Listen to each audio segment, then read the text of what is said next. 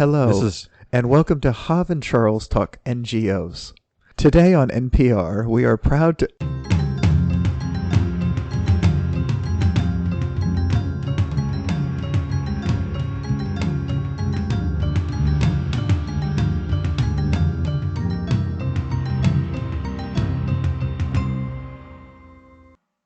Hi there, and welcome to Hav and Charles Talk Comics Season 2, Episode 8. Today we're going to talk about Batgirl and X-Factor. I'm talking kind of fast right now because we're starting early this morning. It's Sunday at, 9:17 because Hav wants to get this thing done with so he can spend his day watching Dark Phoenix on his couch. Hi, Hav. How you doing? Hey, Charles. How are you? I'm doing all right. Just on a loop, man. You're gonna watch it with and without commentary. And then I'm going to go back and start the X-Men movies from the beginning. Yeah, I got a plan. Well, that's good. It's always good to have a plan on a Sunday morning. No, we can talk about that later, but I do have a list of stuff I need to catch up on. Or just like I was telling you before we started, I think I'm 2 episodes behind on Obi-Wan. And look, I watch stuff other than superhero stuff, sci-fi stuff too. We haven't watched Severance. I heard that's great. Yeah, I do not watch anything other than superhero and science fiction stuff. I mean, okay. I did just watch the most recent season of The Marvelous Mrs. Maisel, but I'll come up with a reason why that's a comic book / science fiction thing in my head to justify my love of that show. Yeah, it could be set in the MCU or something, just circa 60s, late 50s, early 60s. That would be hilarious if that were actually set in the MCU. Just a little. So this is also, I think it's worth mentioning, you did just a tremendous amount of work because we just recorded last weekend.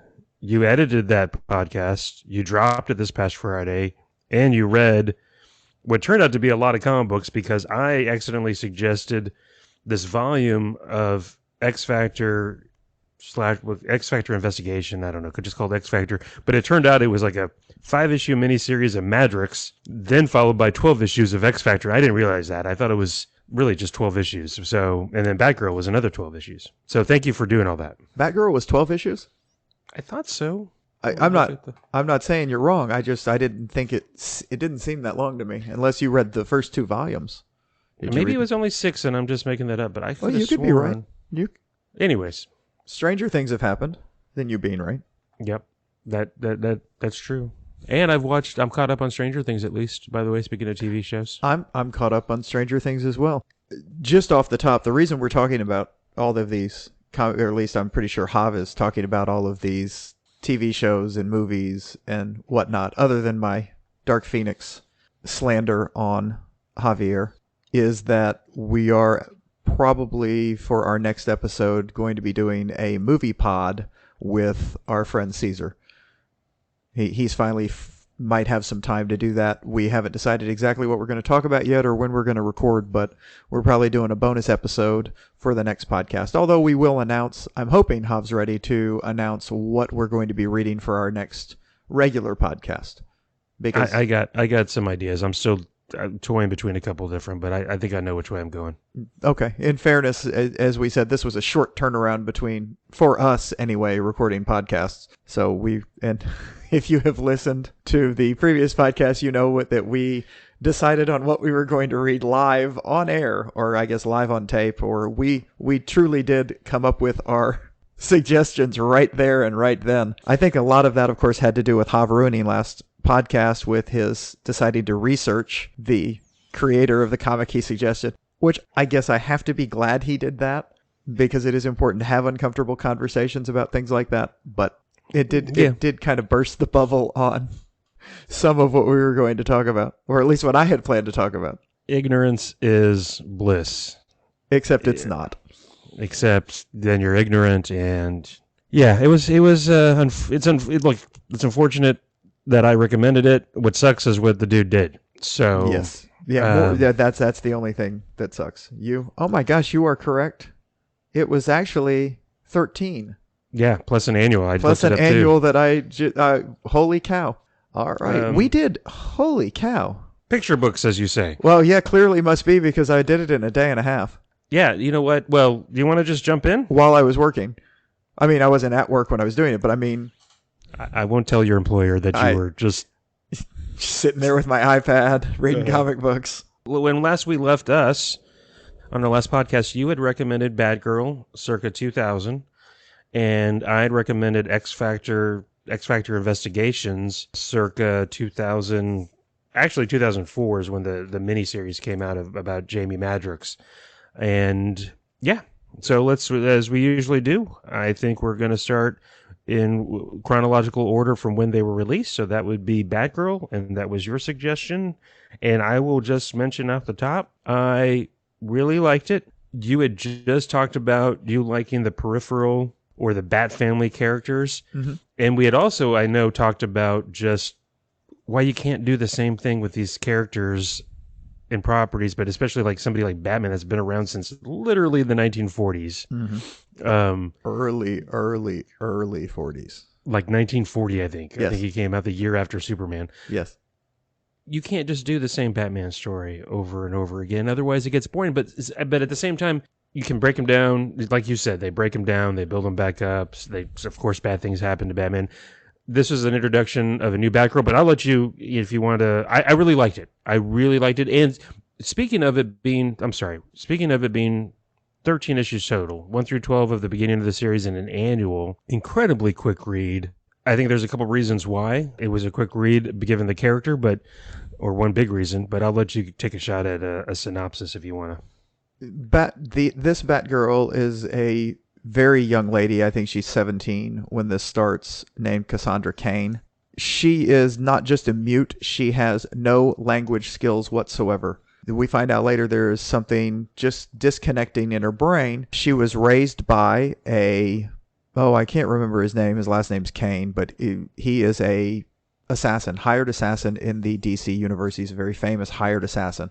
And he finds her and raises her as a weapon. He is training her to be a assassin. And because of her language skills, although she doesn't understand language, she reads body language immediately. She knows exactly what you're doing and what you're thinking before you can move. So her fighting skills are off the chart. She can't be hit because she's reacting to what you're going to do before you're going to do it.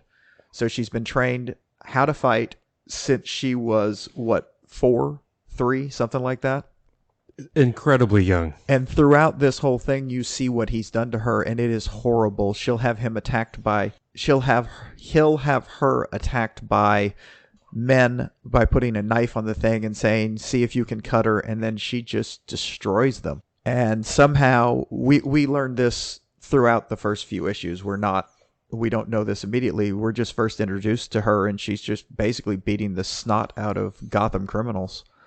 And she's living with, I have to assume, and I haven't done any research on this, because I don't do research. I have to assume she was introduced in Batman, a Batman comic book. Because she just, all of a sudden, she's living with Barbara Gordon, the OG Batgirl, who is now Oracle, because some fucking asshole had a throwaway thing where he put her in a wheelchair. Oh, sorry. Different. Tangent. They decided to make that crap canon. Which it wasn't supposed to be, by the way. Exactly. Is standalone anyway. We're talking about The Killing Joke, by the way, if anybody's wondering, but go ahead. Yes. You talk about a misogynist mess of... Anyway, I saw you grimace. Did that hit home? I was going to say, I think I've mentioned this in the podcast about Killing Joke. That was one that I had just found a comic book store in San Antonio that I would beg my mother to take me to.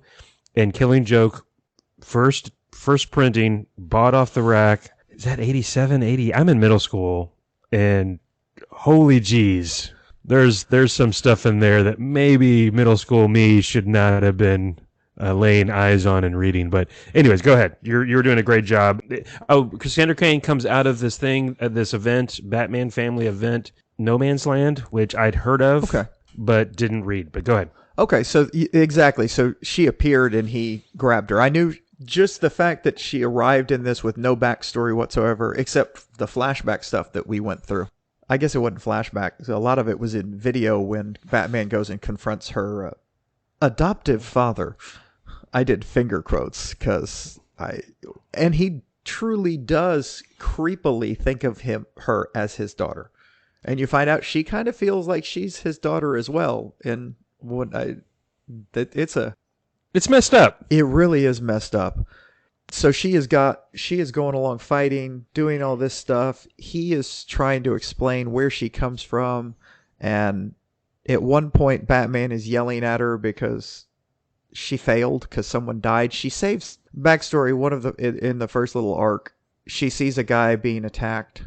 And it's really a beautiful story. Let me see if I get this right. You see this man writing a letter to his wife, basically about how he's going to die because he tried to do the right thing. And then you cut to him walking into an alley where a man was he attacking a group of men or attacking a woman or something like that? Yeah, like three guys. Because a woman isn't wanting to date. It no longer wants to date a man. So he goes to confront them, and the guy is going to kill him. And that's when Batgirl shows up, beats the ever-loving tar out of that group, and he goes home. Well, that was the weird part, especially when I first read it. I'm like, okay, well, why is he writing a letter to us? And then you find out that he gets kidnapped by this guy who happens to be the son of one of Gotham's top mob bosses. Now, it's somebody I'd never heard of, so evidently Gotham has 40 trillion top mob bosses that Gotham just... It needs to just be burnt to the fucking ground. Sorry. It might have a crime problem. It has every problem you can frickin' imagine. I tell you what they did to do Gotham is they watch Fox News and they listen to everything they say a city is, and then they just do that. Sure. And well, you know what else I was thinking about with as look, and I know people have gone on it. I'm joking, but people are going, well, Bruce Wayne's a billionaire. He could spend the money and fix Gotham. But take that aside, because that's stupid. It's comic book. With as many Bat family members as there are established and operating in Gotham, I mean, a plethora, I will say. Yes. You would think that maybe they would make a dent in the crime statistics, but I got a feeling like it's either, treading water or going the wrong direction. Yeah, it depends on what the author of the time needs. Because sometimes it's better, sometimes it's worse. And every time you bring up the fact that people say, hey, they need to do this, I point out that there are many arcs where the Wayne Foundation is striving very hard to do all of the real things that alleviate crime. Right. And guess what? I don't think that's going to sell comic books when they're talking about, that's exactly right. Yeah. Yeah, let's look at the economic impacts of jobs programs and housing through a government versus a... Sorry, I'm really going down. What's my paper going to be on? Which is better, philanthropy or government programs in order to alleviate poverty and crime? NGOs versus governmental, non-governmental organizations, nonprofits versus governmental taxpayer-funded assistance programs. Let's do a comic book on that, because that's going to freaking fly off the shelves. We're just slowly morphing from, well, let's see. Recently we started out as a comic book podcast, then we went to strictly Star Trek, and now we're going to try to get on NPR with our hello and welcome to Hav and Charles Talk NGOs. Today on NPR, we are proud to. All right, so. Yeah. Hey, a couple of things that I jotted down while you were giving a very good synopsis of the... Well, I wanted to finish that little arc really quick, because when he gets grabbed, and then she finds out he was grabbed, and they're holding him at what used to be a prison, or used to be a slaughterhouse or something. It's on a little... It's Gotham. They need to get rid of every old amusement park. They need to get rid of every old slaughterhouse prison that's just abandoned. If it's an island Alcatraz type prison, I think. If it's just abandoned, that's the Wayne Foundation. I think it could fix Gotham very simply just by raising all of those places. Buy them and raise them. They're clearly tax delinked. He could buy them for the tax money. He could raise them, and then he could build. Well, now most of them are like haunted graveyards at this point because of what's happened. So maybe you just farm the land. I don't know. Make a park. But they do not need all of these abandoned buildings. There should not be a housing problem in Gotham either, based on the abandoned buildings throughout it. There's plenty of brick and mortar to go around. So he saves her. She breaks in, gets in, and is taking him out. And he's written this letter that he's going to die to his wife. And then while she's escaping and she's saving him, he dies of his injuries. And Batman blames her because she failed. She didn't save his life. And that's where the catalyst for him and Barbara Gordon going back and forth, because Batman's a dick. Oh yeah, Batman is the biggest dick that has ever worn a cowl. Well, I don't know about that, but he is the biggest dick in famous comic book characters. Like we can't fail. He gives her the whole speech. Yeah, and all that. Yeah, it's ridiculous. And he also tells her she can just street level criminals. She can't touch a meta. No superpowered individuals. Which I loved that because of later. So that's kind of the opening that it gives, and he starts investigating her. And go ahead, you had some notes you jotted down. No, yeah, I was just going to say, you find out that right off the bat, in her introduction to this, before something's happened to her, she is better than Batman. Yes. At fighting. Yes. Like, no training from him. She's ready to suit up and go out. And then you also find out when Batman interacts, is it David Cain, the guy that made her into what she is, a living weapon, if you will. Mm-hmm. You find when this guy is just a drunk hanging out in his house or whatever, his little compound, and Batman confronts him because Batman gets sent videotape of a very young Cassandra Cain, like 4 years old, ripping out the throat of a dude. And Alfred kind of convinces Batman, and Batman wants to believe that it was altered. It wasn't. But he goes and confronts his Cain, and Cain, not even intimate, just says, I tried before, it worked on her. Like, this is not the first kid he had tried to train to become what she became. Uh-huh. But, so who knows how many times Cain had tried this, which is also just kind of gross and sick. It is David Cain.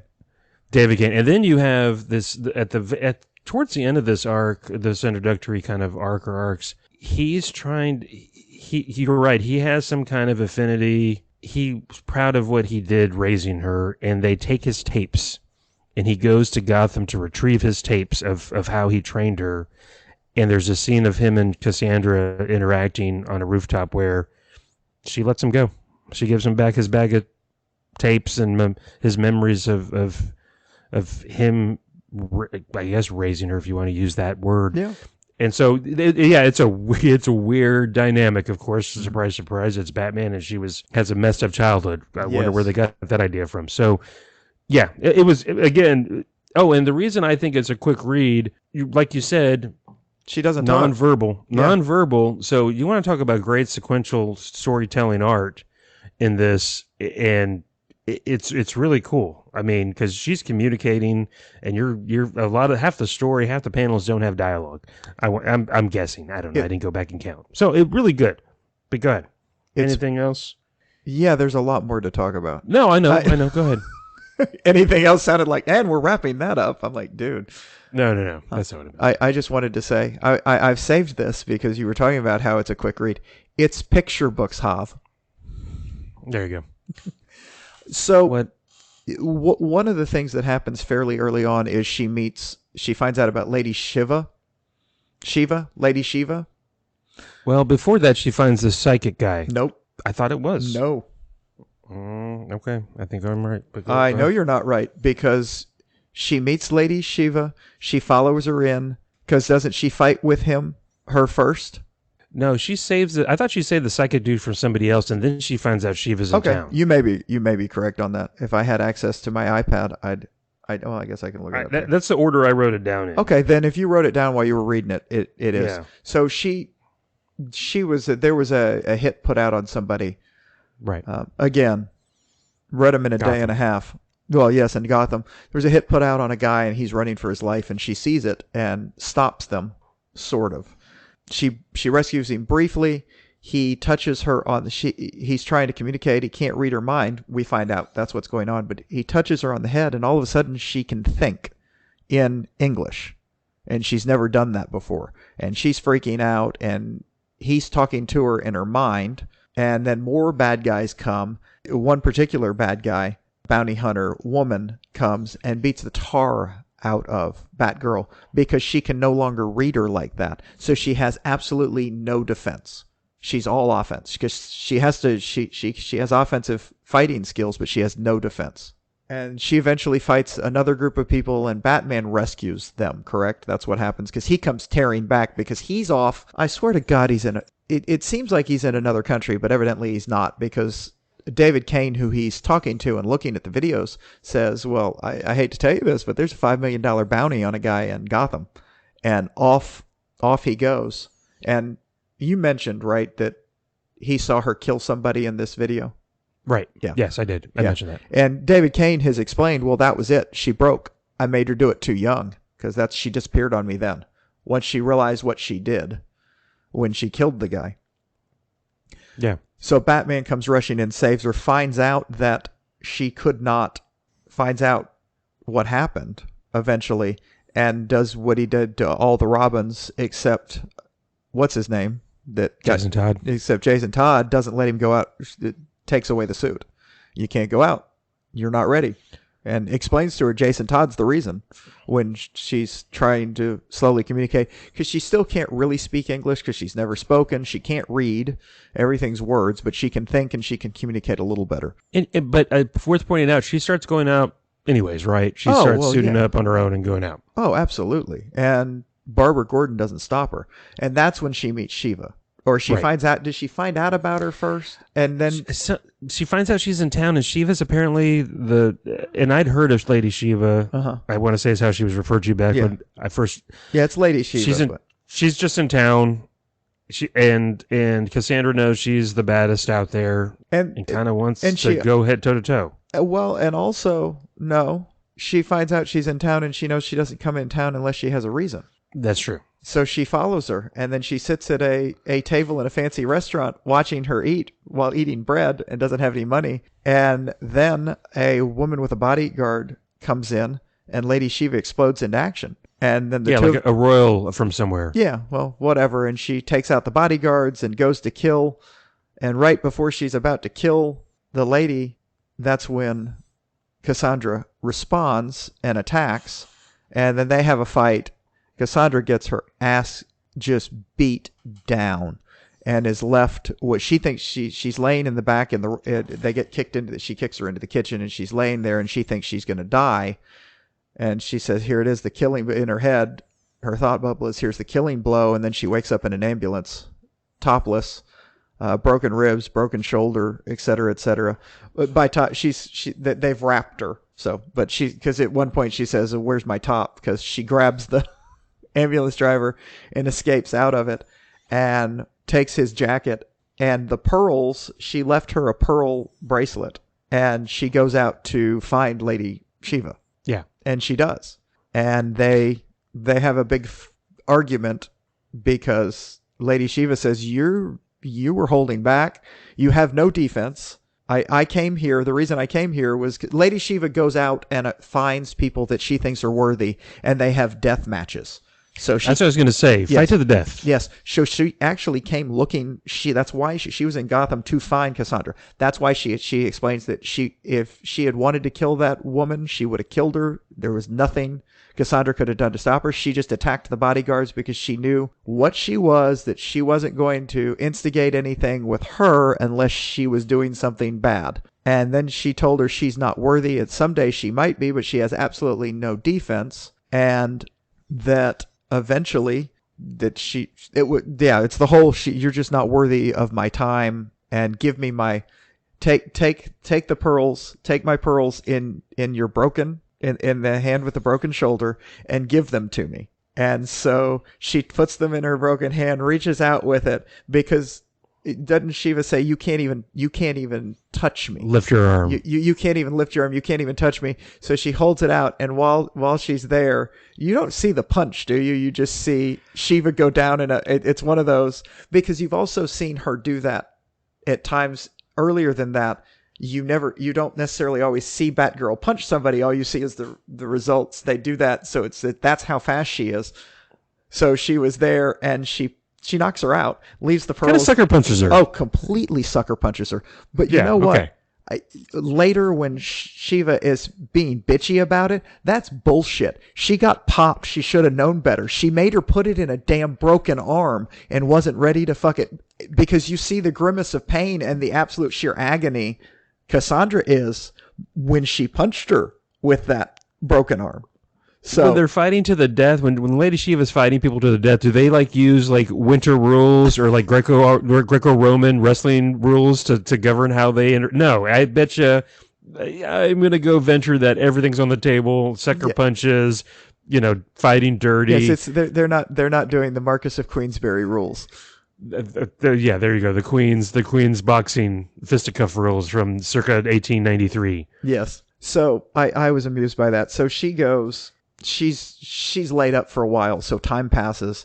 She's back to training with Batman, and she finally asks him how long, and he goes, well, how long for what? How long until I can go? How long? And he says, no, I'm sorry. He says, how long? And he goes, a year. You'll be ready to wear the suit again in a year. And she looks at him. Yeah, maybe. And she looks at him. No, how long till I'm better than you? And he goes, 10 years. 10 years. And she does not like that. So she puts the word out to... One of the things she found when she was fighting Lady Shiva was she does the same thing defensively. She reads as well as Cassandra did. She knew what Cassandra was going to do before Cassandra did it, because she could read the body language. That's how she fights. So she gets in touch with Lady Shiva. She shows up, and Lady Shiva attacks her, doesn't she? Yeah. Yeah. And I'm pretty sure, yeah. Yeah, nothing. And she's finally like, wait. And she stops because Lady Shiva's like, you're not worthy. I thought you were ready. You're not worthy. You're still... One of her other problems was she holds back. She said when they were fighting originally, there were multiple times where you had an opportunity, not that it would have worked, but the idea being not that it would have worked, but she didn't even try the killing blows or the maiming blows that she knows she can do. She just didn't try them. And so you have that. She explains to her that no, she sees what she can do, and she used to be able to do that, and she wants her to teach her.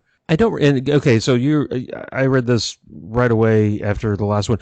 How is it that Cassandra goes back to her pre-meeting, her pre-meeting the psychic status? Does Lady Shiva do that for her? Or how does that? I forget. Yeah. That's because they didn't show anything during that conversation. Okay. During that conversation, Lady Shiva tells her that she can give it back to her. She can make her know how to do that again. That's right. And the deal is a year from there. A year from there, they are going to fight to the death, and she is not to hold back.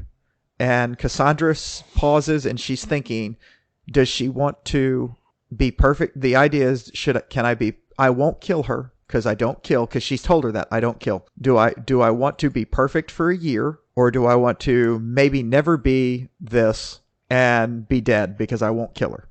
And she decides to, and basically they agree to it. And then the next scene, she's telling Batman, let's go again. And then she whips Batman's ass, and she's back out on the street. Yeah, it's the whole, she'd rather be just for 1 year, the best there ever was, than live I guess in her mind, a life of mediocrity. Yeah. And knows that she's not going to try to kill Lady Shiva in a year. She's going to die. Yeah. When she confronts Lady Shiva, but she'd rather do that than live the way she is at that time. Yeah. Which is just kind of sad. And so you got that, of course, to build up to for gosh knows how many issues that this is coming. Well, it's in volume 2. Okay. Oh, okay. Shoot. Yeah, that comes in. Well, it's a year, and a year later, and a comic book is 12 issues. If they're doing monthly. I thought maybe they stretched that out. They do and they don't, but it doesn't end up. So we left. There was a scene when the guy that she was trying to rescue gets murdered. She sort of kills the guy that did it because he attacked him, or at least one of the, and what she does is she's beating him ridiculously, and Batman is watching it, and then she hits him with a killing blow in the chest. She stops his heart, and she's counting, or she's waiting, and Batman is coming, and she holds her hand up and tells him to stop. And after a minute or two, she brings him back to life. So she didn't really kill him, but if she hadn't then saved him. So she knows a technique to kill someone and bring them back, which I could spoil some stuff, but that was if you want to. Oh, you want that's what Lady Shiva does to her at the end of the fight, because they have a massive fight, and then Lady Shiva kills her, but then brings her back. Interesting. Yeah, okay. and I don't know if it's the same blow, but it's the same idea. It's a really good, and it's foreshadowed like that, which I thought was great. I love it when, and I don't know that I remembered, since I'd read all this before. I have read the second volume. When I read the second volume, I didn't necessarily put it together with what happened here. But now rereading the first volume, remembering what goes on in the second volume, I go, oh wait, there's some little, that's one of the joys of rereading some of this stuff sometimes, is you see this, oh wow, they were planting the seeds back here. This is really good foreshadowing, or at least let's show you how this works. Just like when last night I rewatched the first episode of the first season of The Boys. Oh. Yeah. And the creepy invisible guy being in the bathroom in one of the scenes, and then later he was again in the bathroom or wandering around naked, and he saw him plant the bug. So I'm like, oh yeah, they brought that out there, so it wouldn't be weird that he discovered it. We already know he was a creepy little pervert. Yeah. So, and then that all happens. There's a maybe one issue little arc where there's a guy that's being let go from his job, and it's sad and tough to watch, and he goes to beg for his job back from his female boss. He's escorted out, then he's stalking her at her car on the street, and Cassandra's there and intercedes. And going back to what you said about Batman saying no supers, she's laying everything on this dude. And I'm confused for a second, because I'm like, what's going on? It turns out this guy's superpowered. Doesn't know it. And he doesn't know it. Yes. She doesn't know it. He kills the lady, and he tries to kill himself and can't. And then he tries to kill himself, and it doesn't work, because he's one of those guys that can't be killed, and bullets don't hurt him. So it was just I'm gonna say weird. It was just a little self-contained thing in the middle of all this other stuff, which of course they had to move on from the Lady Shiva thing, but it made me think of some imposter syndrome stuff, because this guy at the end is saying how he never fit, that his boss knew that he couldn't do the job, and every day that he could be there was a gift, and she took it away from him, and he just goes off the rails. Well, so yeah.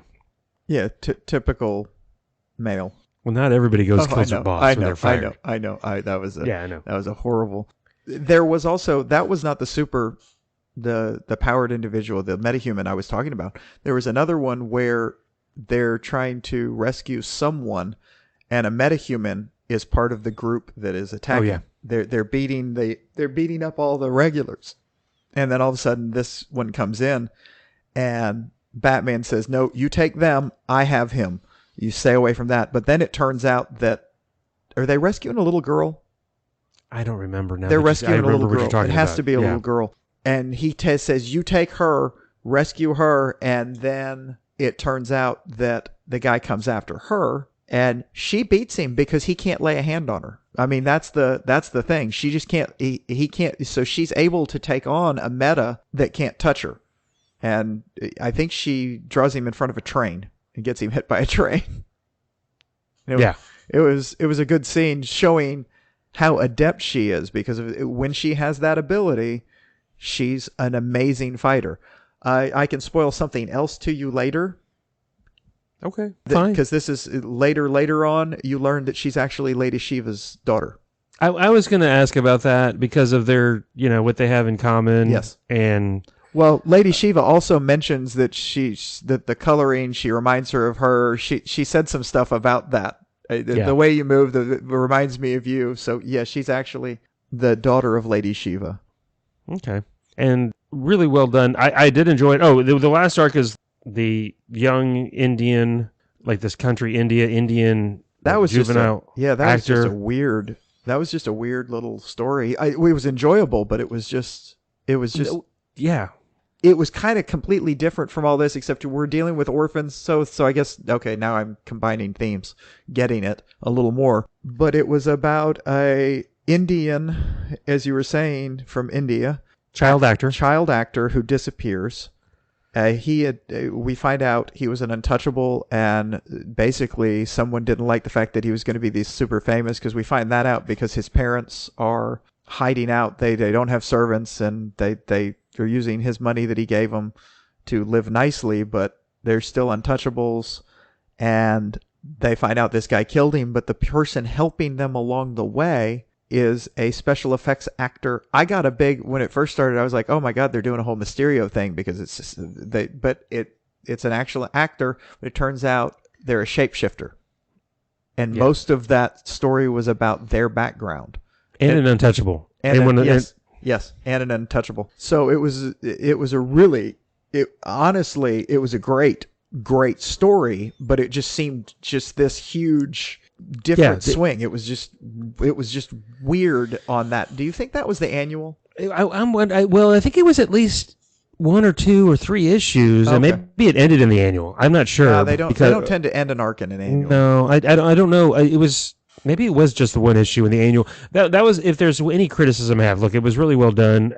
We haven't mentioned it yet. The writing was done by Kelley, Puckett, and Scott Peterson. The art, at least at the beginning, was by Damion Scott and Robert Campanella. And then at the very end, Chuck Dixon, it looks like, takes over. Longtime Nightwing writer from back in the day, takes over on the book. If I had one criticism of this whole thing, it is a little. And look, it's issue to issue, so kind of good that you can pick it up and just start a comic from that issue. The one where the superpowered guy gets fired from his job, that little arc is just kind of there and then gone. And you don't. I don't know if later on in this series we ever encounter that dude again. That superpower. I don't remember.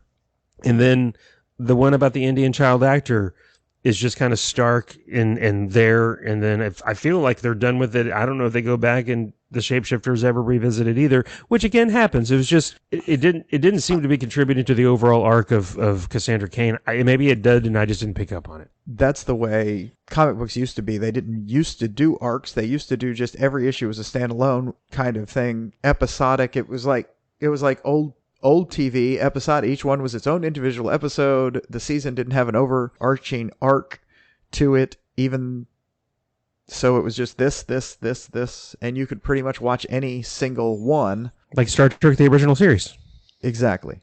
Right, that's everything was like that. So comic books were like that, and I have noticed that a lot of the Bat Family comic books will do that. When I've read some of the other stuff, they will sometimes, they just have, hey, let's just have this issue. Which is, again, it's not that bad, because you can really get into what's going on that issue. You can do a really good short story in it without having to worry about, hey, how is this going to expand? How is this going to affect the rest of it? And I think it works really well. But that's a very good point. I really did like, as I said last pod when I brought this up, I really do like this comic because I like the character. I was very upset when they did Rebirth, or one of the Rebirths, and they got rid of her, and this isn't canon anymore, which is fine, but they're doing different things with her, and I haven't read those, and I need to, because I love this character. I would like to see what they've done differently with her, but this in particular, this is a great character to me. Oh, really? See, and I didn't know that they. God, well, that's a whole other thing. Well, every New 52, Rebirth, whatever. Yeah, well, the New 52 was one thing, and then the Rebirth. They just keep rebooting DC over and over and over again. Yeah, I mean, everybody does it, and the big events. Not the way DC does it. That's their go-to. That's their go-to thing, man. I understand, but we are still in the same continuity of the 616 as we have been from the beginning. Weird things happen, but they've happened. Now the characters have recovered from them, sometimes in ways that they shouldn't have recovered from them, because good God, you died. Anyway. Yeah. So, and we'll get into that. That you died in X-Factor. In X-Factor. Yeah, that was great. Okay. That was awful. We disagree. No, the way she deals with it. Yeah, that's just, which is actually not an illogical way to deal with it I get it, and I love that Peter David did that. Anyway, we've totally jumped to the next, which is fine. Yeah. I was going to say, do you want to, or is there any? Do you have any other notes on Batgirl? Oh, I do have one note, because Julie always points this out, because this drives her crazy. Although in this instance, I think you said Cassandra. Do you say Cassandra or Cassandra? I I go back and forth. Which part of Charles does not pronounce things correctly have you not understood? I think I've mentioned this on every podcast we've done. My lovely wife, sometimes she does watch stuff with me, and when we were watching Supergirl, she points out Supergirl is not a girl. She's an adult woman. Why isn't she Superwoman? And it drives her insane. Now, in this instance, I think Cassandra, at least at the start, is 17. So, pass on that. But that's just one of the things. And I was like, you know what? You're right. And I remember it being a big deal when Invisible Girl started being referred to and called Invisible Woman. Uh-huh. But that was until the freaking 80s. So, anyways, that's my one last note that I wanted to throw out there.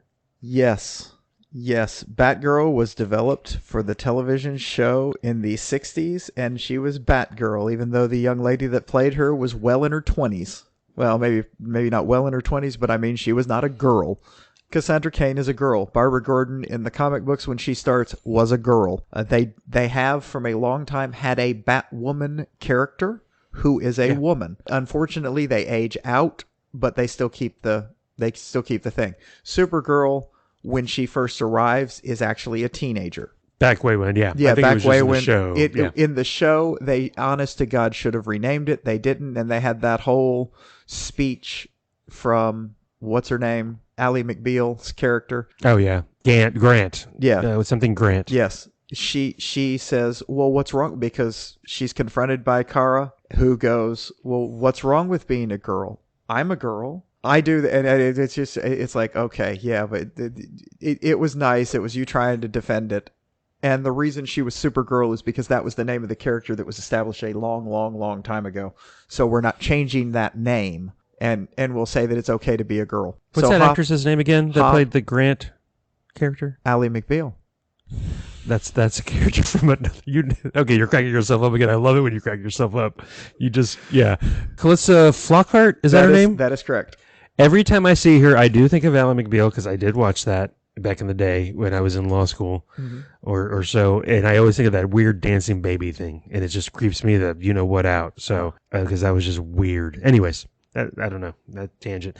I'm going to start sending you GIFs of that. Oh, I just asked for that one. Or if you want to, I'll send you GIFs.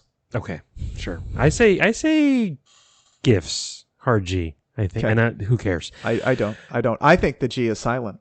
Just ifs. It's ifs. Okay. Well, so that was, look, Batgirl, great. And then I suggested we read what was called X-Factor as the first volume of Hoopla, ended up being this limited series called Madrox about Jamie Madrox, the multiple man, that then led into a 12-issue run of X-Factor Investigations.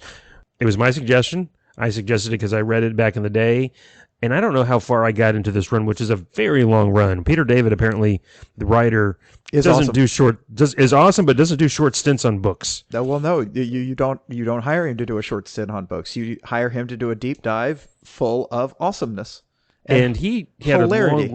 He did a long run on Incredible Hulk, which is really good. Not way before this, but before this. Well, I want to say in the 90s, firmly in the 90s. But anyways, so as my suggestion, Peter David, the writer, I'm curious. I think I already know what you think, or let's go. I loved it.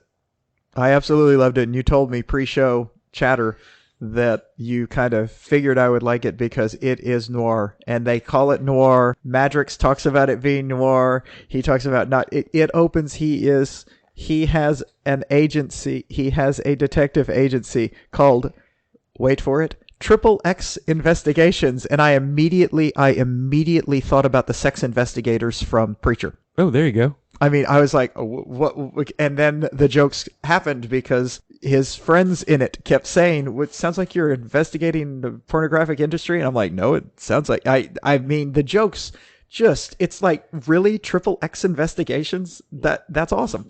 You didn't think that through. Yeah, exactly, and. To explain Madrox is the multiple man. Correct. If you hit him, he becomes a duplicate, and the more they call dupes. They call dupes, and the more you hit him, the more dupes you have, and each one is him. But as you find out throughout this, there are more distilled aspects of his personality. It's almost like he's breaking off, and we learn in this episode that he I half did that on purpose because I realized what I was going to say, and I was just like, screw it. I know you did.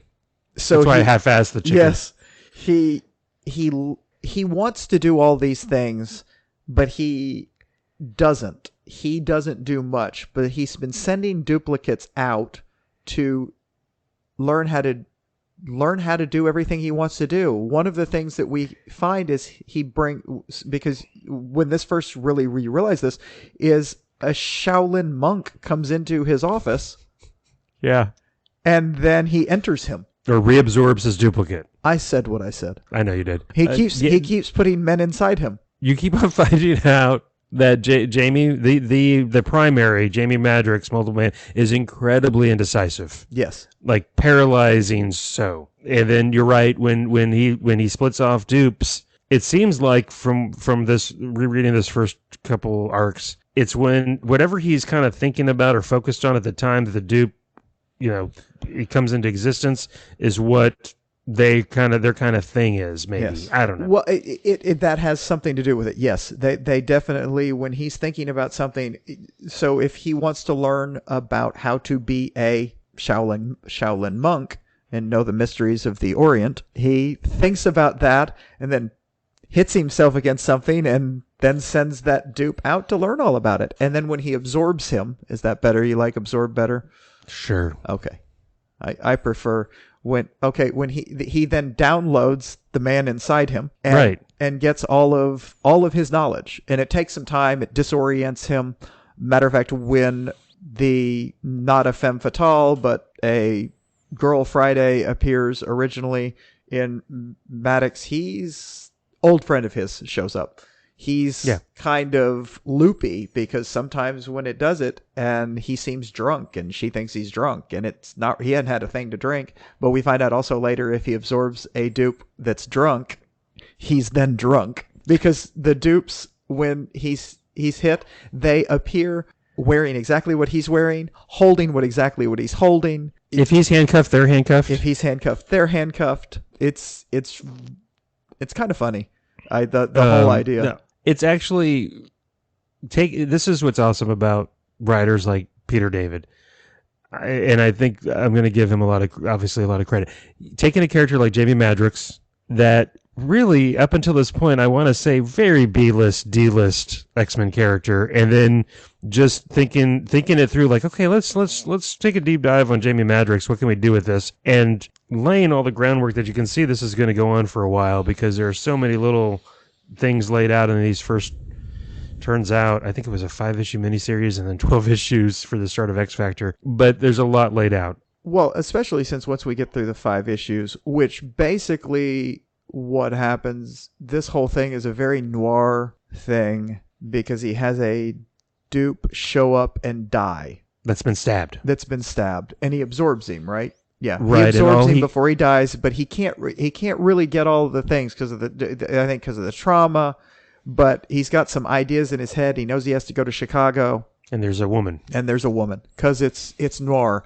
There's always a woman. Well, it is. It's so great him making all the jokes. Yes, this original Madrox arc is just a pure noir movie. With a little more jokes in it. I mean, femme fatale, you should have seen it coming kind of thing, because it turns out the woman is the bad guy that his dupe had actually married, correct? Yeah, they're married. But he married this woman whose husband, whose fiance is one of the top mob bosses in Chicago. Like you do. Yeah. So it was just great. So the whole thing ends up that he comes to kill the mob boss. I loved this, by the way.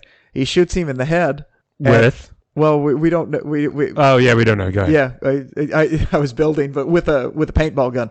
So there's a bullet. It looks like a red paintball thing, and he collapses. The guy gets it. Well, he gets it, and then she turns into this. What was she? She's just a spider person thing? Yeah, it was disturbing, but then the mob boss kills her because he realized what Madrox did. He wasn't coming to kill him, he was coming to do that. And I loved the end because the mob boss is pointing a gun at him, and he says something along the lines of, I just did you a favor, and this is how you repay somebody who does you a favor. And the mob boss looks at him and goes, yeah, a lot of the time. And he's like, all right, get the fuck out of here. It's just, okay. Well, and also in that little, I wrote this down when I was rereading this. There's a secondary story going on too, because backing up a little bit, Triple X Investigations, as it's originally called, you have Rain, and I forget her last name. She's Wolfsbane from New Mutants back in the day. Her mutant powers, she turns into a wolf at will, werewolf kind of thing. For all the furry lovers. And Strong Guy, Guido, I forget his last name, Italian last name. Strong Guy is there, and they're kind of his... They're his muscle. Associates. They're his muscle. His muscle. The term is muscle. So he goes, primary Madrox, multiple man, goes to Chicago. He leaves a dupe there. That dupe gets, somebody tries to kill him. And it's the same Clay, that character that's also in Chicago. And I remember being confused for a while watching this, like, and watching this, look at me doing episodes. Yeah. That's right. And I'm confused for a second. And of course, at the very end, they tied it up nicely because Clay character says, you're not the only one that can do what you do, buddy. Yeah. And kind of makes sense because in the 616, lots of telepaths, lots of people with telekinesis, lots of, they're mutations. There are very few. If it's a mutation, however, we find out later that his might not be a mutation. This might be a different type. Yeah, this is something that, a mutation is a mutation. So if there is a mutation, there's going to be more than one of that mutation. Yeah, and just real quickly, the secondary story arc of the quadriplegic mutant having an affair with somebody named Kim, that's going on in side by side with the Chicago thing, which really very, very episodic, by the way, where, there's a lot of times two parallel storylines in a show. The A story and the B story. Right. And so the Rain and not really, he's there, Strong Guy is there, but they find out about that, and I'm not going to spoil that. It was just fun and interesting and kind of sad too. Yes, it is a really great, tight opening arc for I see why they did that, and they're like, maybe we'll do X-Factor. Yeah. Oh, real fast. Then the unfortunate, you meet this reporter in Chicago, Stringer, who at first Jamie thinks is the guy behind trying to kill all the mob bosses in Chicago, and then of course it turns out to be the femme fatale. Of course it does, right? So there's a lot of self-deprecating humor and just making fun of noir, and you have that one panel scene where he says he's in Chicago when Stringer's getting beat up, and he references out loud to the guys beating up the reporter, "Oh, this is so film noir," and the guy, one of the heavies, muscle that's beating up the reporter is like, and they even spell it NWAR. Is like, what is noir? And then one of the other guys is like, gives this very nice, synopsis definition. Of what, yes. It's like, and the guy's like, moron. Shut up. But yeah, that was hilarious. So, yeah, there's so many things like that are just, again, pretty funny and well done. Yes. Yes, I would say that as well. Then, what do you have? Oh, the next arc, we really get into, they introduce a couple new characters when they start X-Factor Investigations. They rename it, by the way. They finally convinced Jamie, Triple X is stupid. Let's just go with a tried and true classic X-Factor and call it X-Factor Investigations. They're also headquartered in quote-unquote Mutant Town. A section of New York. And I think, if I'm reading this right and reading the little things that were inserted in between the introductory mini-series and then the start of the series X-Factor, yes, that's when House of M has happened. That's when the decimation and only 10% of mutants are left. And as they pointed out, that's not what a decimation means, removing 1 of 10. This is not not leaving 10%. That's not what decimation means. Yeah, it makes it. But yeah, I'd never thought of that. But the way the word is spelled. They said that in the. No, yeah, I know. They made that comment, and decimation came about. That was actually a punishment for a legion of cowardice.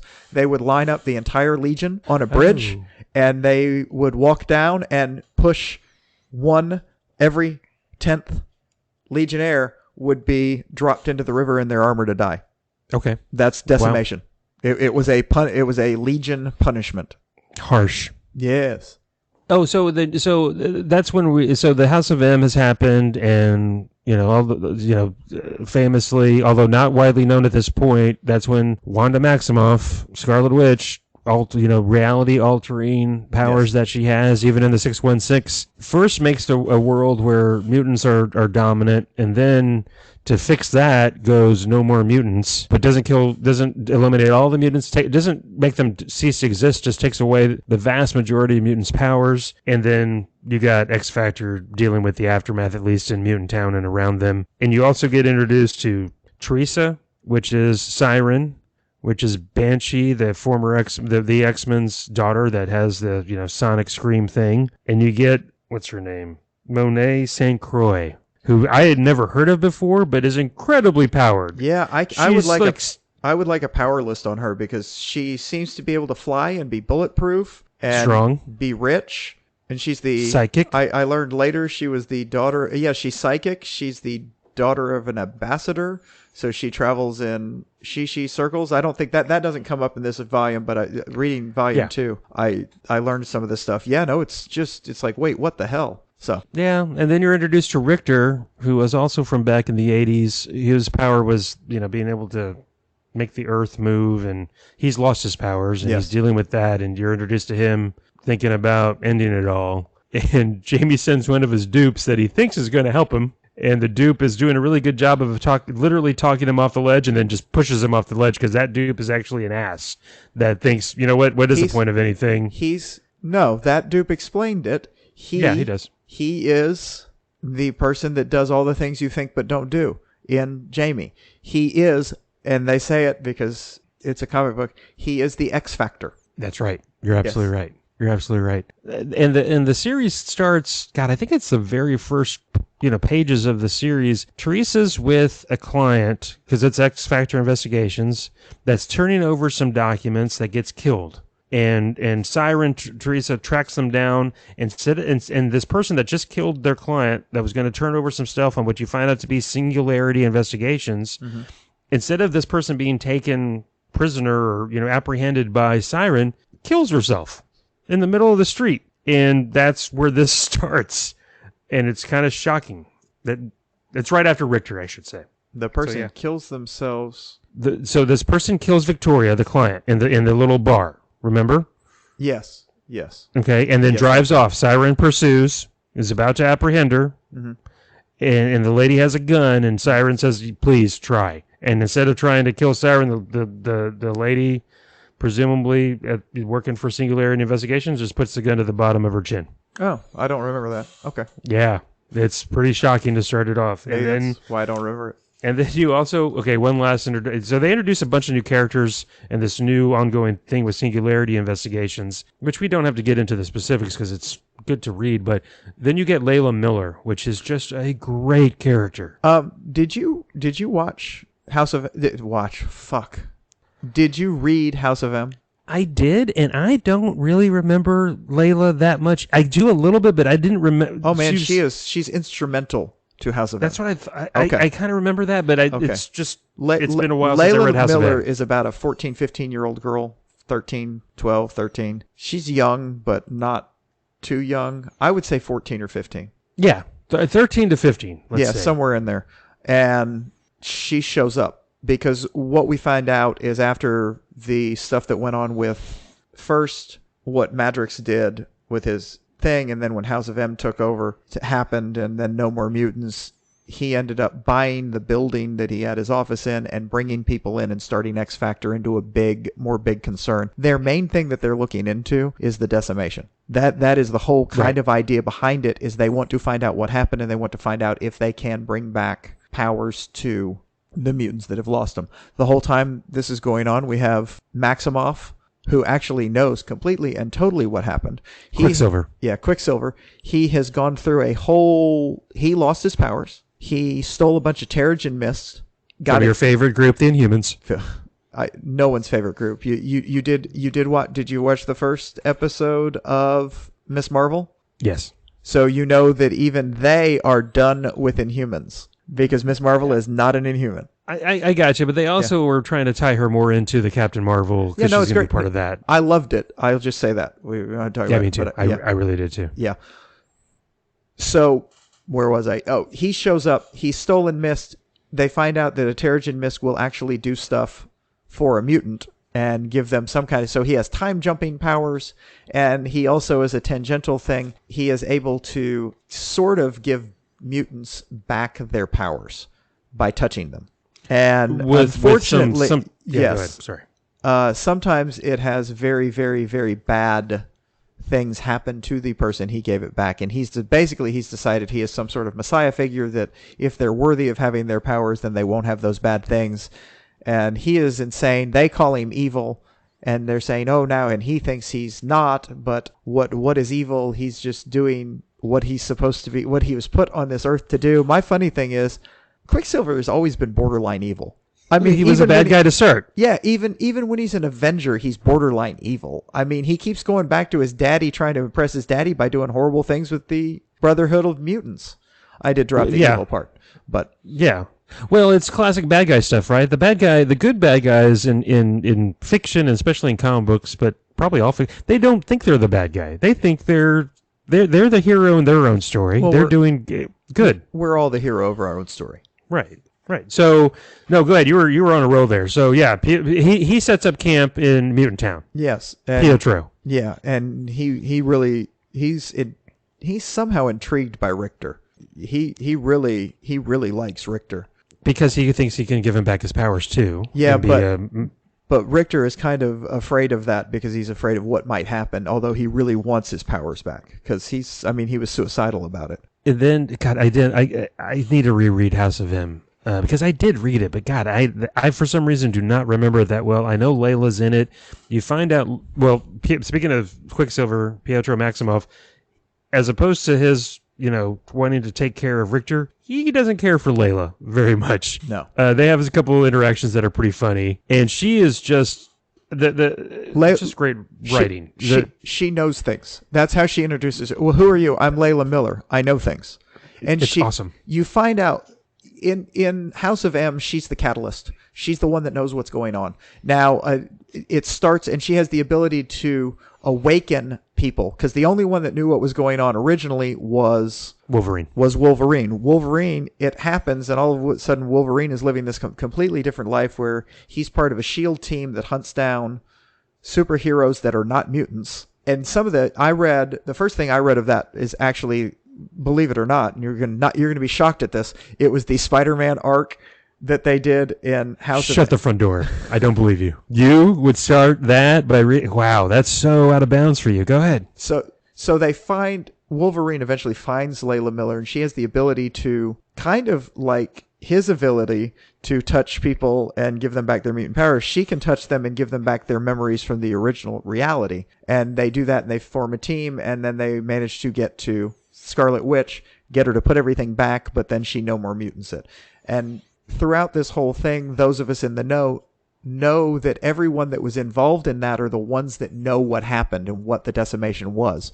So, except I swear to God, it's all the mutants that were there and Spider-Man, and I'm sure they wiped Spider-Man's memory because that's what they do to Spider-Man with this mutant crap. Hey, you're involved in this. And I don't even know that for sure, but I'm remembering back to that two issue arc that you made me read.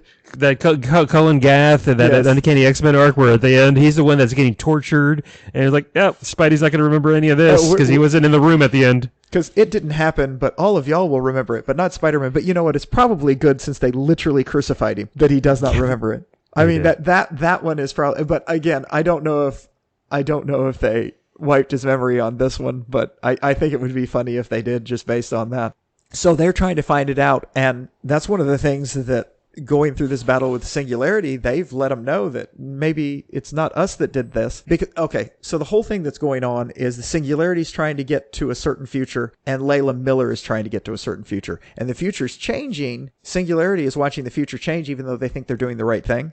And they don't get why it's changing, and they think it's X-Factor. Layla Miller also thinks that the future she's trying to get to is not necessarily going right, but she's working to do that, but doing it in different ways by knowing things and making a phone call here. So that's what's fun with her is she'll make a phone call, or she'll say, hey, you don't want to answer. I love you're going to want to answer that, or you're not going to want to answer that. They answer the damn phone no matter what, but it's which way is this going to go?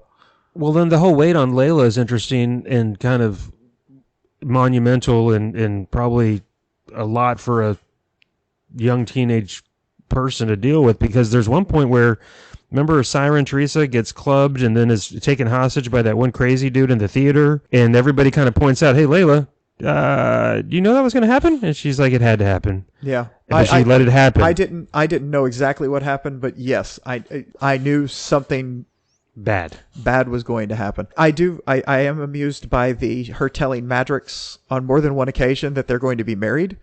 Yep. And at one point she something comes up and she says, well, no, I'm saving myself for our wedding night. No, because at some point during all this arc, the Superhero Registration Act happens and the Civil War is happening. Yes. The original Civil War in the comics, Cap versus Iron Man. And it takes a little while, but Jamie Madrox and X-Factor's against it. He makes his big public statement. He celebrates. And then this is kind of jumping ahead a little bit, but it's a funny, set of pages, because he is drunk. He's bumped into a couple things, apparently. I think one dupe slept with Siren and one dupe slept with Monet St. Croix. Or because I kept reading. Or the same dupe? Nope. Go ahead. All right. So now he thinks, because he talks about at one point about the whole sex thing, and he thinks both he's had an enormous amount of sex and very little sex because memory works. He remembers everything that the dupes have done. So a lot of the dupes go out and have sex, and then he remembers it, and he doesn't know if he had it or they had it. So it's a weird thing. He thinks what happened is he got drunk. That happened. He thinks he had sex with one, and the dupe had sex with the other. At other times, he thinks maybe he had more than one dupe that both had. But so. And there's more to this. The volume 2 opens up with everyone talking to Samson, Doc Samson, the psychologist in the 616 for superheroes. Yeah. So and they get into all of this thing, and quite frankly, it's so much fun. I'm going to keep reading it later today. Anyway, beyond the point. So yeah, I'm saving myself for our wedding. And he's like, geez, Louise, come on. You're 13. Yeah. Who would that not? I mean, I guess there's some people that wouldn't creep out, settle down, that's creepy. It was creepy when she keeps saying things like that. Yes. And I'm reading it going, oh, no. That's... Well, and the Singularity Investigations people, there's a guy named Trip. Is it Trip Hammer? His first name. No, the guy's lead sorry. is... I apologize. That's a character from Powers. Trip Hammer. Oh, okay. Okay, sorry. That's all right. I was having It's Trip. I forget Trip something. Anyways, but you find out that the leader of Singularity Investigations is incredibly old and lives in multiple time space at the same time. Right now there's 3 of them in action, and one's very, very old, and it's cool and weird. And I don't necessarily want to try to explain it all, because Peter David is a great writer and does a very good job of it. But it's really cool and funky, and you find out Jamie Madrox's origin, and that much like this Trip guy, Jamie had his powers from birth. They talk about the fact that when the doctor slapped his butt when he came out, that's when he first had a duplicate, which is not generally how mutants. Mutants, it's in adolescence and puberty and all that. So he right off the bat, he's a different type of mutant, if in fact that's what he is, and it's kind of it's so cool. It was cool. It was really interesting. It's really an amazing comic. Like I said, I'm already reading the next volume. I've got the second volume of Batgirl queued up to read, because we did good with this set. I would highly recommend everybody get Hoopla and read these comic books. They were both. Thank you for liking. I'm not. Thank you. I'm glad you liked my recommendation. Oh, no. I thought of you, and I had this in my back pocket for a while. Okay. You want to know how good this was? I'm irritated I hadn't read it before, and I didn't suggest it to you. Ooh. Yeah. Yay. Yeah. Because if I had found this and talked myself into reading it, I would have immediately suggested it. I've been, nope, this is the one. I might have just hung with, hey, let's read this Madrox arc. I'm glad we read the rest of it, but it was a good lord. Okay, we have a 5-day turnaround. Yeah. No, we had a 7-day turnaround, but It was a lot. I was like, oh man, I legitimately read all of this in about a day and a half. Yeah, me too. Because I was, Thursday night, I didn't get as much reading done as I wanted because we had to watch the insurrection stuff. I watched that. Yeah, so that was 2 hours hunk. Then there were finals games on. I mean, it was a busy week. Yeah, and I actually watched an NBA Finals game on Monday night. Oh yeah, Monday night. Then there was the editing of the podcast that I was doing as well. That's right. I did get that done I just hammered my way through it. I think on Wednesday, I finished it Wednesday because I knew Thursday I had a 2-hour chunk that I was going to watch, obviously, of the January 6th hearing. So I know this is boring for our listeners. Well, and just to, and I'm not trying to rush this and wrap it up, No. but a couple other things I noted. There's also the end arc with that Professor Dr. Buchanan. That's sad, and you find out Guido's been brainwashed. Oh, that right there. So that's probably what they're dealing with Doc Samson. I don't remember, but I remember there's got to be something. Guido is definitely dealing with that. So Guido is removed. A psychologist that works for the Singularity people sends his wife away. He goes to meet them, and tells them he has all of the information they need on him, on Singularity, and he's taken it, and it's in his box. Safety deposit box at a bank. Safety deposit box at a bank, and Guido's taking him there. He gets a phone call, and he talks for a second, and then he murders the guy. Then he shows back, No, they very clearly, it's a great reference. They say they Manchurian candidated him, or they did a Manchurian candidate on him, where it's just on a dime. Yeah, when they figure it out, they realize he was brainwashed. He was, quote, hypnotized, but he was brainwashed, and it's terrible. Speaking of that, he does talk to Doc Samson about that. And Doc Samson, because he says, Guido tells a story about when he was a kid, he saw a hypnotist, and he talked to being the kid that wanted to know things, he talked to the hypnotist after the birthday party, and he said, and the hypnotist said, well, you can't make somebody do something that they don't want to do. And he's telling Doc Samson that, and Doc says, well, yeah, that's sort of true. However, what you had happen to you was more like brainwashing. You had no control over that, and you have to, basically the idea is you have to forgive yourself. So he and Wolf Girl, what's her name? Wolfsbane Rain is how I said. Rahne. Yeah, that's right. Yeah, sure. There is a scene in Volume 2 where they go to see the wife of the man he killed. And they explain to her what happened, because they're about to find that, because now they know they removed all the stuff from him. He's okay. And he also knows what happened to the body. So they anonymously tipped it. He wants to turn himself into the police. Guido wants to turn himself in. He did it. He wants to turn himself in. So they tell her this story. And then she tells him that it is not his fault. It was the people of Singularity that did that. And that him rotting in a cell doesn't help anybody ever. And that she forgives him, but there's nothing to forgive because he didn't do it. And it's one of those moments in comics where you're like, oh my gosh. And the whole time, also the great part of this, and one of the great parts of this arc is this Volume 2, which have you read that? You know what? I read a lot of this run back when it came out, but I need to reread it. I'm going to keep on rereading. Because Doc Samson is telling Madrox things that he should do.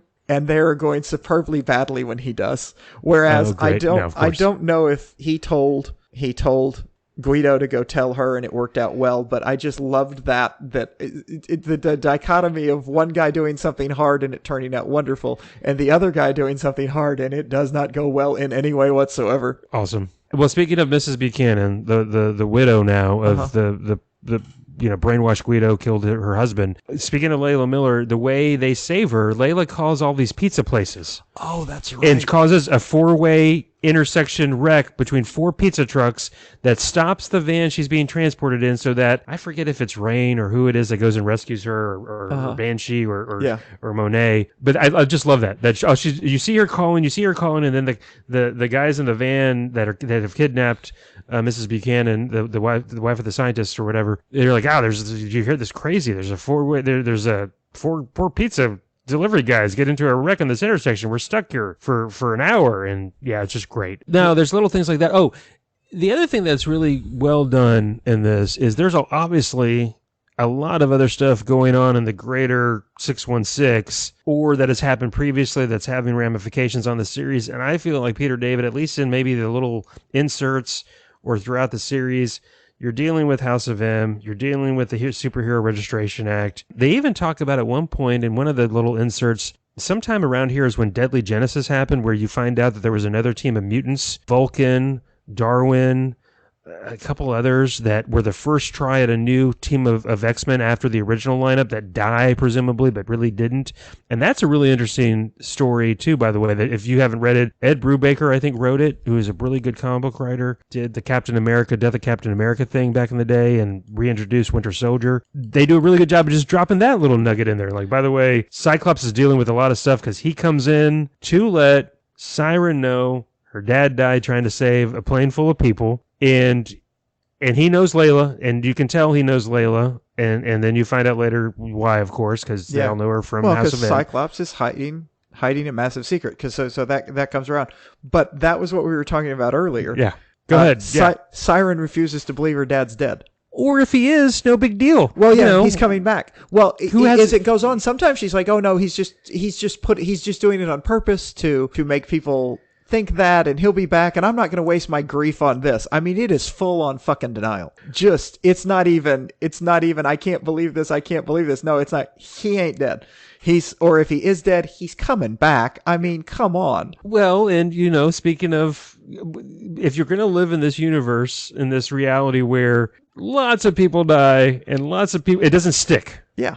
Death does not stick. I mean, just talk to Ben Reilly. Good God, that dude. You don't know who Ben Reilly is, do you? No, you're Superman. I mean, you're Superman. You're Spider-Man guy, Ben Reilly. Okay. All right. I was just checking. It was or Jean Grey, or there's I'm blanking, but it happens a lot in comic books. Surprise, surprise. People die and they don't say dead. Shoot, Bucky Barnes, for example.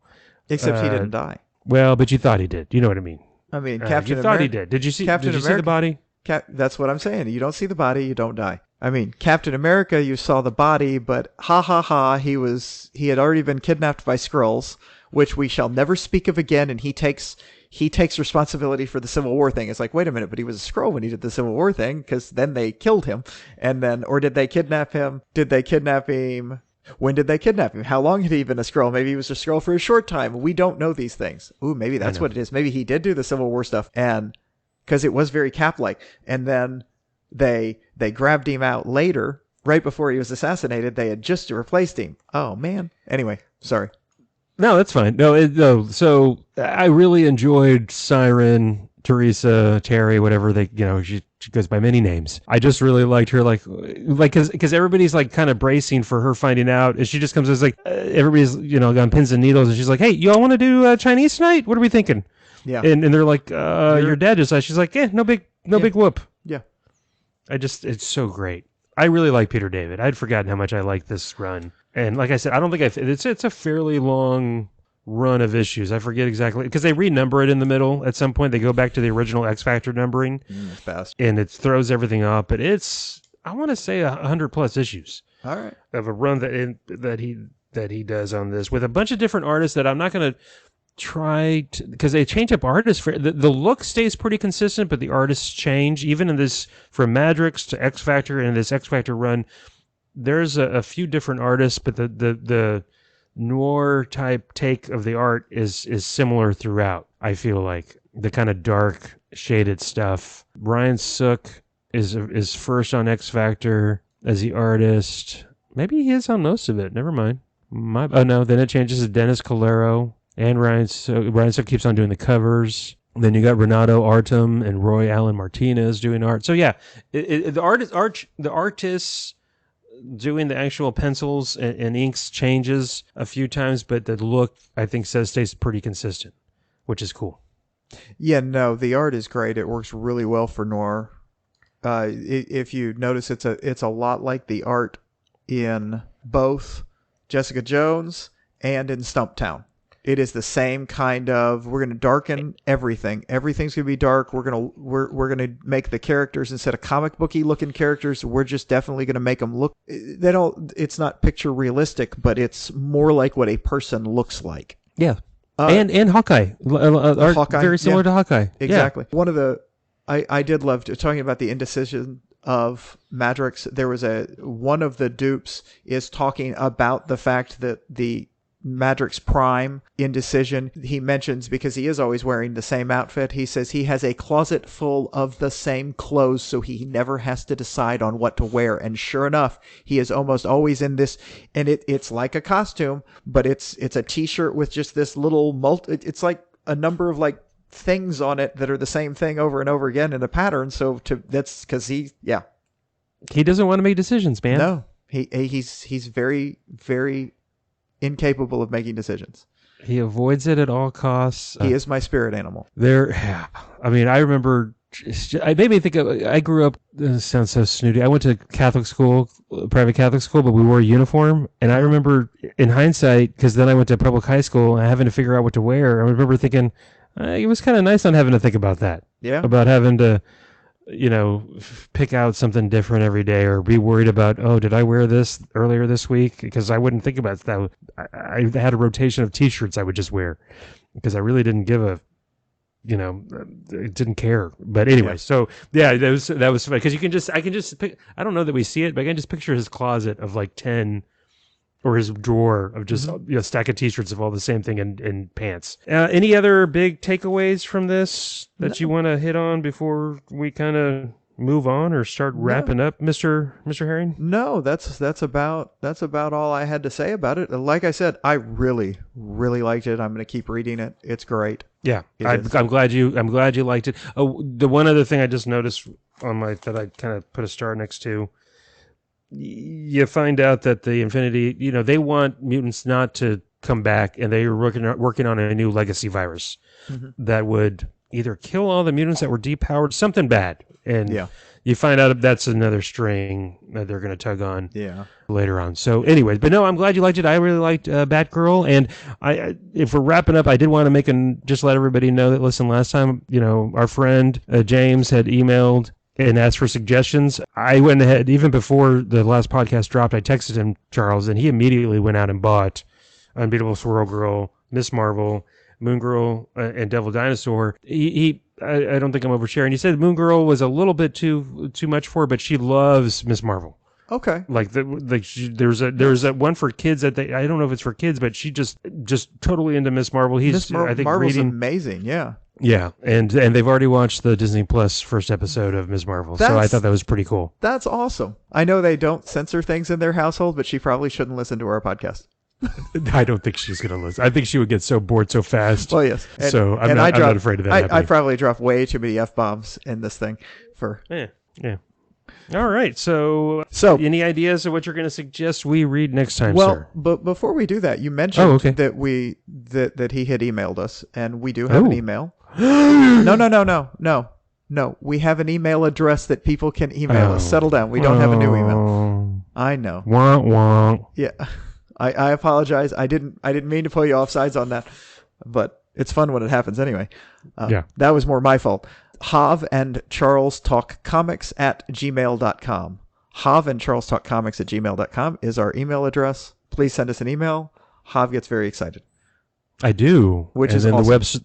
The website is Hav and Charles. And Hav, I guess people should know, JAV, Hav, short for Javier, JAV and spelled out Charles.com is the website. Has everything, way to email us, the podcasts that have dropped, etc., etc. My Twitter handle is Hav Gonzo Tweets. Charles's is Herring Red Real. Yeah, I did it! That's Charles's Twitter. The podcast Twitter handle run by the unpaid intern is J and spelled out C Talk Comics. And yeah, there you go. So the whole format, which we didn't introduce at the front, is glaringly obvious, and I'm not going to go over it again. So I do know. Sorry, I do know what I want to suggest. Do you know what you want to suggest? I do. Okay, go for it. I'm going to change it up, but going back to the 80s. See, I knew you were. I honest to God had a joke prepped right there in my head as we were leading in, I was going to say he has done so well, even though we had a little kerfuffle with the last one. The actual comic was really good. And then this one, he knocked it out of the park with X-Factor. So he's going to probably suggest something like Infinity Gauntlet. No, it's on Marvel Unlimited, though. It's not on Hoopla. That's okay. I have Marvel Unlimited. I know you do. It goes back.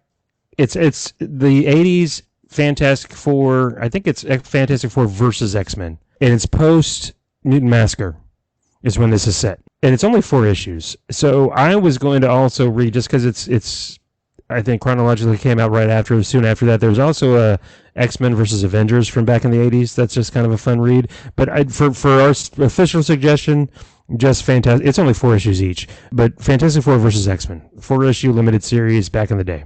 Okay, well, I will say, since we're probably going to have a lot longer between this podcast and next podcast, we might be able to read both the Fantastic X-Men and then X-Men versus Avengers. Is that a short arc too? 4 issues. They're both 4-issue limited series. Okay, so we could. Well, the problem with those is, aren't there? I'm a completionist when it comes to an event. So they're pretty self-contained. Are they? Okay, because if you were to say, "Hey, we need to read Civil War," I'd look at that and go, "Dude, do you know how many?" You're like, "No, it's like a short arc. It's the Civil War arc," and I'm like, "No, you don't get the whole thing unless you read every single Civil War tie-in." And yes, Hav, I have read every single Civil War tie-in. Have you really? Oh yeah, I've oh my God, I didn't. Oh my God. No, well, but with Marvel Unlimited. Yeah. You can, at least, I don't know if they still do as good a job, but they were trying to do a good job when I first got it, and you could find the proper order reading list and read it through in that reading list. So I did a number of those events like that. Okay, so I think we can, that's 8 issues. We can read 8 issues. And I was just going to mention, we can compare and contrast how god-awful these kind of events are. Gosh darn it. No, and look, they are... The Fantastic Four versus X-Men is definitely coming off of Mutant Massacre, but it's not. They get, of course, back the way they write comics, they give you you could have read this as standalone. These I gotcha. Not like these current events where you. Hav, I don't know that you could. Hav, I've read Mutant Massacre. I know you have, because we did it here. But I'm just saying, I feel like, look, I haven't read these since then. I just, again, finally remember, so we'll see. Okay. I also wanted, if you don't mind, there are some suggestions that I will be making in the near future. Okay. And I'm just going to lay those out. Catwoman, Bad Brew Baker, is going to be coming down here soon. Okay. And the Snagglepuss limited series that came out, at least there's the first 6 issues, are available on Hoopla. So just FYI. Okay. But for now, let's do Fantastic Four versus X-Men and X-Men versus Avengers from the 1980s. Hold on a second. I am not finding it real quick. I want to make sure I have the right name of it. I want to do the Runaways, except I'm wondering if that's the correct. It's a Marvel comic. Yeah, there is a comic called Runaways. Okay. Not the band from the late 70s. Yeah, well, because I looked it up on Hoopla. I'm going to have to search on Hoopla. I'm pretty sure it's on there, but if it's not, it's on Marvel Unlimited. I loved it when I originally read it. They made a show that I liked the first season, but it wasn't as good as the comic, and they've gone back and forth with it. It is a legit it is a really good comic. I really liked it. I think the arc is fun. That could be another one for James's daughter at some point. Because it's about kids and it's a little. No, I read a little bit of it back way when. Okay, well. Yeah, it may be a little too adult. I was going to say, I think it's a little too, but maybe not. I don't know. Well, we'll talk about it. We'll talk about it on our next episode, and okay, we can go over that. But I really liked that. So okay, Runaways it is, and we also have been talking about doing a special episode of some movies and maybe some TV, and we got to figure out what exactly, because there is a plethora of stuff that's come out, movie and TV wise, since the last time. In particular, we're going to be talking about, no matter what, Spider-Man, because that was the plan after we saw it many moons ago, and I have not watched it since. Hav wanted to see if Caesar could record this morning after I'd read 700 pages of comic books in the last day and a half. He texted me last night or yesterday morning, I think, after Caesar had said, "Hey, I'm open in the next couple of weeks in the evening." He's like, maybe we should get Caesar on here tomorrow morning and we'll do. I'm like, dude, no. He said evening. Yeah, you're right. I was so No, excited that Caesar's finally I- able to, schedule wise, squeeze us into his very busy schedule. Yeah. That I was like, oh, let's just get him now. I'll do it. I'll drop what I'm doing right now. Except like I said, and I honestly, I'm not joking when I say about 700 pages of comics. No, it was. It was legitimately at least 500. So if I'm exaggerating, there was a lot of comics I read in the last, and considering I'm a chunk through the next volume of X-Factor, I've really been reading a lot of comics. Well, which, here's by the way, good.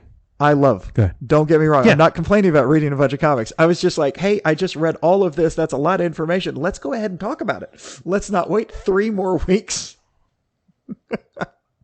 to have the podcast that I already prepped for. No, I got you. No, and look, I for sure Spider-Man, and I know that's your whoopee, and which I appreciate and I like.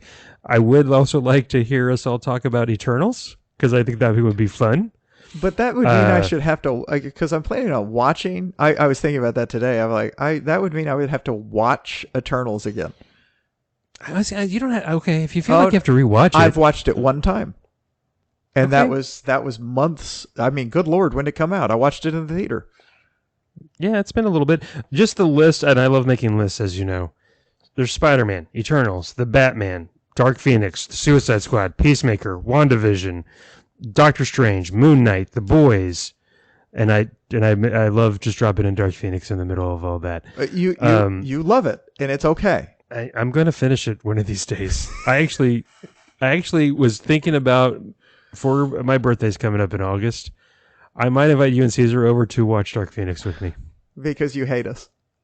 I bought the DVD. I'm just going to tell you. Are you I'm not joking. serious? Oh my! It was like $4. You overpaid. Probably. And that's not to mention all the others. There's so much to watch out there. Obi-Wan's out right now. Strange New Worlds, Orville, non-sci-fi stuff, or comic booky. Peaky Blinders I love. Another comic book thing, Lock and Key, that was based on a comic book I didn't know. Apparently he's really good. And like I said, there's Severance. I want to watch Severance on Apple TV. So much good stuff. I feel like Burgess Meredith at the end of that Twilight Zone episode where, the nuclear holocaust has happened and he's got all his books and he's saying, oh, finally there's enough time for all this. Like, there's just not enough time to read comic books and watch all the stuff that's out there that I want to watch. I hope you don't break your glasses. Well, thankfully, knock on wood, nuclear holocaust hasn't happened. So if I did break my glasses, I could get them fixed.